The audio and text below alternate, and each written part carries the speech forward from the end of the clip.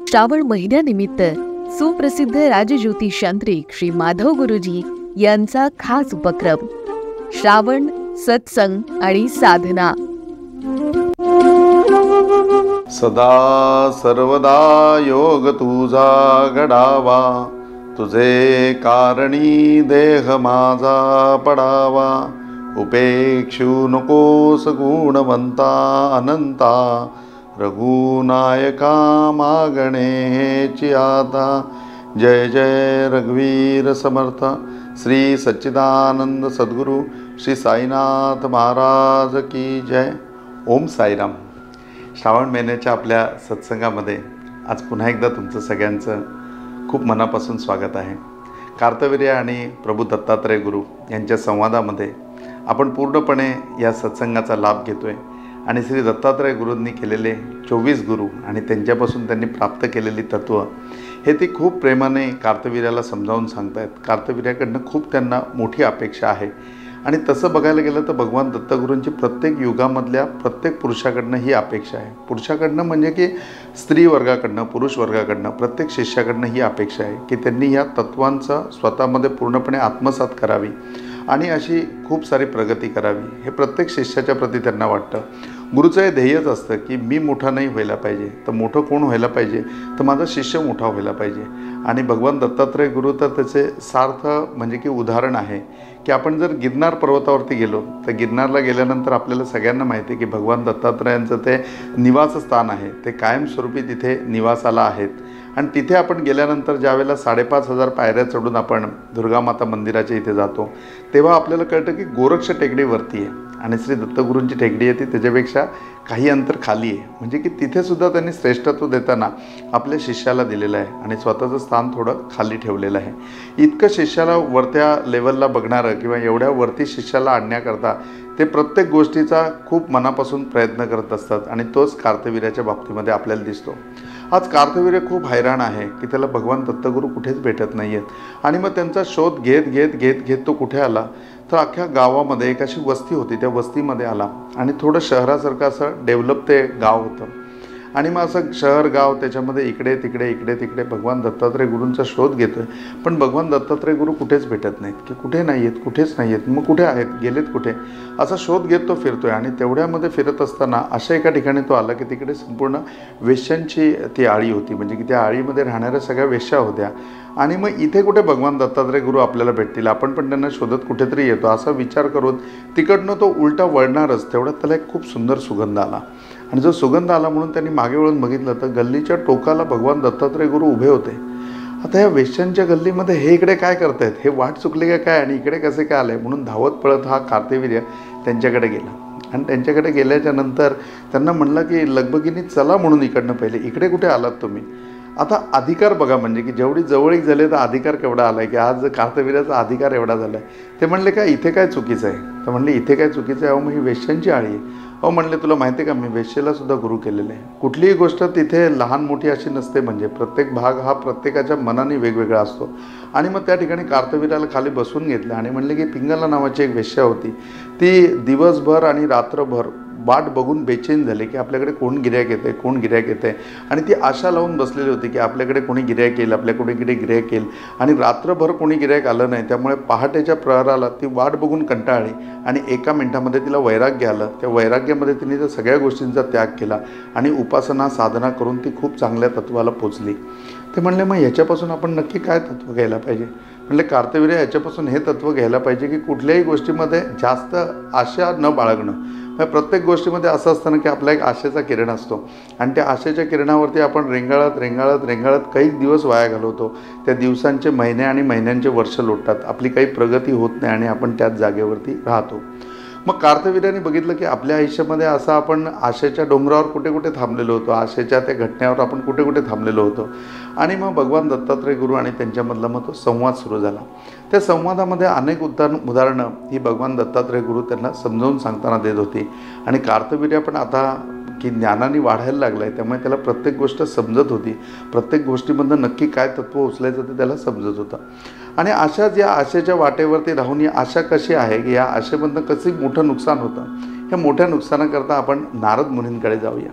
आणि नारद मुनींच्या बाबतीमधली म्हणजे की एक गोष्ट इतकी सुंदर आहे की नारद मुनी पृथ्वी लोकावरनं म्हणजे मृत्यू लोकातून याच्यावरती स्वर्ग लोकामध्ये जायचे आणि देवतांची त्या ठिकाणी भेट घ्यायचे. तसं त्याप्रमाणे नेहमीप्रमाणे नारद मृत्यू लोकावून चाललेले आणि त्यांना एक सुंदरसा आश्रम दिसला. ज्या आश्रमामधले जे ऋषी होते ते खूप तपस्वी होते आणि नारदाला फार त्यांच्याबद्दल प्रेम वाटायचं की ती व्यक्ती कायम उपासनेमध्ये, कायम साधनेमध्ये, कायम तपश्चर्येमध्ये, की नारदाला कौतुक वाटायचं की काय मृत्यू लोके माणूस आहे हो, किती तपश्चर्या आहे काय. मग एक दिवस नारद त्यांच्या आश्रमामध्ये गेले. नारदांना बघितल्यानंतर इतका आनंद झाला. अरे म्हणले देव ऋषी या. ते ऋषी स्वतः उठले, नारदांना उच्चासन दिलं, त्यांची पाद्यपूजा केली आणि पाद्यपूजा करून मग त्यांना प्रसन्न केलं. प्रसन्न केल्यानंतर नारद म्हणले मला तुमच्याकडे बघून खूप समाधान वाटतं, मला खूप तृप्तता वाटते. ते म्हणले अहो काय तुम्ही आमच्या आश्रमाला पाय लावले तिथेच आम्ही मोठे झालो. बोले आता मी ब्रह्मलोकामध्ये चाललेलो आहे, तुमचं काही ब्रह्मलोकात काम असेल तर सांगा, मला उशीर होतोय पण मी तुमच्या भावना दुखवायच्या नाही म्हणून हा सगळा सोपस्कार करून घेतला. ते म्हणले ब्रह्मलोकात आमचं काय काम असणार नारद मुनी, काय सांगायचं, तुम्ही जाऊन या. नाही म्हणले काय काम असेल तर सांगा. मग ऋषींनी एक मिनटं विचार केला आणि म्हणले की आता नारदजी एवढे पाठीमागे लागलेत तर म्हणले मुनीवर फक्त एक काम करा ना, वरती जाल तर वरती गेल्यानंतर ब्रह्मनं विचारा की मला मोक्ष कधी मिळणार आहे. नारदांनी बघितलं किती सुंदर प्रश्न आहे, म्हणजे एवढी तपश्चर्या करणारा माणूस आहे, तपस्वी माणूस आहे आणि निश्चितपणे बरोबर विचारतोय की मला मोक्ष कधी मिळणार. ठीक आहे म्हणले, विचारून 1-2-3 दिवसात मी परत येईन आणि तुम्हाला सांगेन. मग दोघांनी एकमेकाला निरोप दिला. नारद तिकडनं बाहेर निघाले. त्याच रस्त्यावरती जाताना एक वैष्णव नारदांना फार प्रिय असायचे, कारण ते एक असं मोठं चिंचेचं झाड होतं आणि त्या झाडाच्या खाली ते जय जय राम कृष्ण हरी, जय जय राम कृष्ण हरी चिपळ्या घेऊन अखंड भजन करत बसलेले असायचे. आणि त्यांच्याच म्हणजे की त्या भजनामध्ये लोटपोट झालेले त्यांना काही पत्ता नाही. आणि तेवढ्यामध्ये बाजूला जाऊन नारद तिथे उभे राहिले. आज पण ते असेच त्यांच्या भजनामध्ये मग्न झालेले होते आणि जय जय राम कृष्ण हरी, जय जय राम कृष्ण हरी. ते नारद बाजूला गेले आणि असं गदगद हलवलं त्यांना. अहो म्हणले जय जय राम कृष्ण हरी, बघा कोण आलं आहे. अरे मग ते सावध झाले, नारदांकडे बघितलं, लगेच मोठी स्तुती सुमनी एक ओवी म्हणली छान आणि मग लगेच त्यांच्या पायावर डोकं ठेवलं. अरे बोलले देव ऋषी माफ करा, मी माझ्या भजनामध्ये होतो, तुम्हाला जास्त वेळ थांबवता नाही लागलं ना, बरं माझ्याकडे काही काम आहे का. नारद म्हणले मुळीच काय काम नाही तुमच्याकडे कोण काम ठेवणार आणि तुमच्या भरोश्यावर बसून कुणाचं काम पूर्ण होणार. मी चाललोय ब्रह्मलोकात, तुमचं काय काम आहे का म्हणून विचारायला आलो. अहो म्हणले नारदजी तुम्ही एवढे मोठे देव ऋषी, तुम्ही देवमुनी, तुम्ही आमचं काय काम असणार ब्रह्माकडे, काही काम नाही, बस तुम्ही दर्शन दिलं म्हणून तुमचा आभारी आहे. नाही म्हणले काय काम ते विचारा. अहो म्हणले ठीक आहे आता एवढं विचारताय तर एक सांगू का तुम्हाला, एक भोळेपणाचं आहे, बघा जमलं तर. नाही सांगा, जमेलच. मग त्यांनी सांगितलं की वरती चालले तर ब्रह्मलोकात विचारा ना की मला मोक्ष कधी मिळेल ते. नारद म्हणला चांगला प्रश्न आहे, वा कधी मोक्ष मिळेल, चांगली गोष्ट आहे. आता बघा तुम्ही की ह्या दोन्ही जणं भक्ती करतायत, हे भक्ती करताना एक खूप तपश्चर्या करतायत आणि त्यांनासुद्धा आशा कसली आहे तर मोक्ष भेटायची. आणि दुसरी व्यक्ती हरिकीर्तनामध्ये वैष्णवामध्ये दुमलेली आहे, पण त्यालासुद्धा आशा कसली आहे की ह्या सगळ्या गोष्टींनी कधीतरी तर मला मोक्ष मिळेल. मग तो नक्की कधी मोक्ष मिळणार आहे ती आशेची. आता नारद ब्रह्मलोकामध्ये आले. ब्रह्मलोकामध्ये यायच तर संध्याकाळ झालेली होती, कारण नारद असे येताना पालखी सोहळा, याला भेट त्याला भेट सगळ्यांना भेटून ब्रह्मलोकामध्ये आले. आता ब्रह्मलोकामध्ये आल्यानंतर नारदाचं स्वागत झालं आणि ब्रह्म संध्या करायला निघालेले. ब्रह्म म्हणले अरे नारदा मी संध्या करायला चाललो आहे, तू बस आता आणि मी जातो. ते म्हणले हो नाही मला एवढा वेळ नाही, मी आलो आहे तर छोटंसं तुमच्याकडे काम आहे म्हणून मला तेवढं फक्त काम पूर्ण करून द्या, बाकी मी थांबणार नाही आहे, मी लगेच जाणार आहे, मला कैलासावरती जायचं आहे. मग ब्रह्म म्हणले की ठीक आहे काय काम आहे तुझं पटकन सांग, मलासुद्धा संध्याला जायचं उशीर होतं आहे. मग त्यांनी विचारलं की तो बघा खाली तिकडे उत्तराखंडाच्या बाजूला तो साधू दिसतोय का तुम्हाला. हो म्हणले दिसतोय. त्याचा सांगा मोक्ष कधी मिळेल. ब्रह्मने असं वाकून बघितलं. मग आता ब्रह्मकडे पण सगळी सिस्टीम आहे, त्यांचा पण ॲडमिन आहे. त्यांनी त्या डिपार्टमेंटच्या ॲडमिनला लगेच बोलवलं. मग तो ॲडमिन हातामध्ये त्याचा पॅड घेऊन आला आणि मग ते म्हणले की अरे तो उत्तराखंडाचा तो स्वामी आहे, त्याला बघ जरा कधी मोक्ष आहे ते. मग त्यांनी बघितलं आणि एका मिनिटात कॅल्क्युलेशन करून सांगितलं की बस 4 जन्म त्याला अजून आहेत, 4थ्या जन्मामध्ये त्याला मोक्ष आहे. नारदाला आनंद झाला. म्हणले चल नारद आता झालं का तुझं काम, मी निघू का. ब्रह्म म्हणले नाही म्हणले तो बघा तो तिकडे एक हरिकीर्तन करणारा वैष्णव आहे. परत ब्रह्मने वाकून बघितलं. हां तो का, अच्छा. त्या ॲडमिनला लगेच सांगितलं रे टाक रे त्याला किती मोक्ष आहे सांग. त्याला मोक्षाचं कॅल्क्युलेशन करताना त्यांनी इतकी मोठी संख्या सांगितली की नारदाच्या पण ती लक्षात नाही, म्हणजे कैक 1000 कोटी जन्म त्याला घ्यावे लागतील आणि मग त्याला मोक्ष आहे. नारद म्हणला की ठीक आहे आपण आपलं काम केलं. नारदालाही वाईट वाटलं की अरे एवढा वैष्णव आहे आणि मग त्याला एवढी मोठी तो काय आशा ठेवून बसला असेल आणि त्याला असं उत्तर द्यायचं. पण ठीक आहे ज्याचं त्याचं कर्म असं म्हणून ब्रह्म संध्येला निघून गेले. नारद आपल्या कामाला कैलासावरती गेले. पुढे शंकर पार्वती वगैरे भेट घेऊन अगदी 2 दिवसांनी नारद पुन्हा त्याच रस्त्याला आले. आता त्या रस्त्याला आल्यानंतर पहिल्यानंतर त्या ऋषींचा आश्रम लागला. ते वाट बघत होते. नारद आले म्हणल्यावर त्यांनी स्वागत केलं, बसवलं, उच्चासन दिलं, पाणी प्यायला दिलं आणि विचारलं की तुमची काय सेवा करू. ते म्हणले नाही, इतकी सेवा तुम्ही आनंदाने कराल आता ह्याच्यापुढे की तुम्हाला उत्तर दिल्यावर तुम्हाला आनंदाला पारावर उरणार नाही. अरे वा वा वा, सांगा मला कधी मोक्ष मिळणार आहे. नारदांनी खूप कौतुकाने सांगितलं की फक्त 4 जन्म, अजून फक्त 4 जन्म तुम्हाला घ्यायचे आहेत आणि 4थ्या जन्मामध्ये तुम्हाला मोक्ष मिळणार आहे. नारदाला इतका आनंद आलेला होता, परंतु 4 जन्म हे ऐकून ते इतके नाराज झाले की ते डायरेक्टली आतमध्ये निघून गेले, तिथे थांबलेच नाही आणि त्याच्यानंतर बाहेरच आले नाही.